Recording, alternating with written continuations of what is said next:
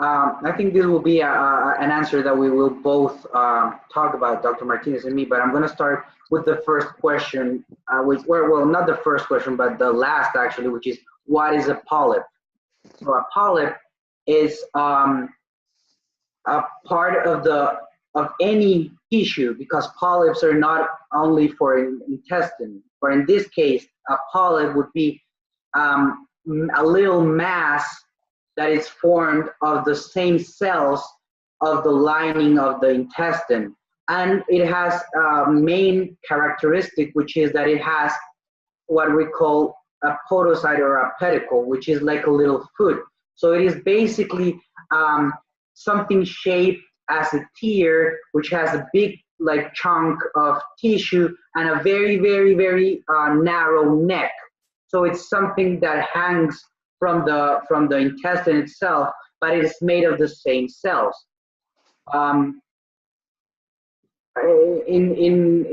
the second question, not every polyp is cancer, but it might potentially become cancer later on, because these polyps are always exposed to the movement of the bowels.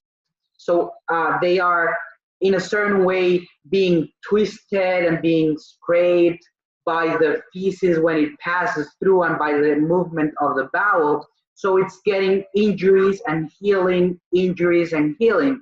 And if you study other types of cancer, you will see that this is something that they have in common. Injury, healing, injury and healing, inflammation and healing eventually will trigger uncontrolled growth. So yes, we used to remove all type of polyps just because at macroscopically or just with the camera, we can't know which type of polyp we're talking about. So we need to take off all the polyps to get to the laboratory and to know what type of polyp it is. The adenomatous polyps are the most common malignant ones. So that's the reason why we take off all the polyps that we can find in the colonoscopy. Okay.